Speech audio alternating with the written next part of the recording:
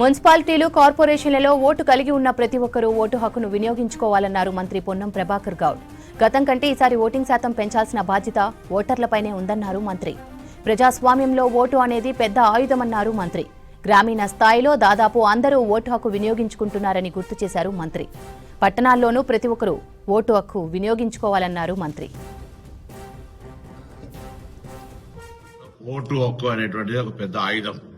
గ్రామీణ ప్రాంత ప్రజలు 90% పైగా ఓటు హక్కును వినియోగించుకొని ప్రజాస్వామ్యం పట్ల పూర్తి విశ్వాసం చూపెడతా ఉన్నారు.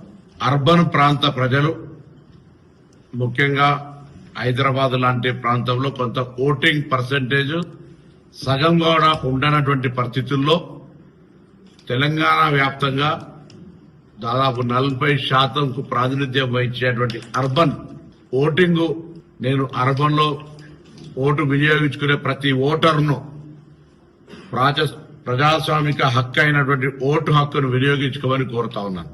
గ్రామాల అభివృద్ధికి ఏ విధంగా అయితే గ్రామ ప్రాంత ప్రజలు ఓటు హక్కును వినియోగించుకొని తమ ప్రజాప్రతిని ఎన్నుకుంటున్నారో, అర్బన్ ప్రాంతాల్లో కూడా అర్బన్ అభివృద్ధికి సంబంధించి ఓటు హక్కు ఉన్న ప్రతి ఓటరు తమ ఓటు హక్కును వినియోగించుకోవాలనేటువంటి ఆకాంక్షను, అభిప్రాయాన్ని, విజ్ఞప్తిని వ్యక్తం చేస్తా ఉన్నారు. దీనివల్ల ప్రజాస్వామ్యం ప్రకారంగా మెజారిటీ ఓట్లు వచ్చినటువంటి వాళ్ళు ఆ ప్రాంతాన్ని బాధ్యత గల ఓటర్ మహాశయుల నిర్ణయం మేరకు అభివృద్ధి చేసే అవకాశం ఉంటుంది.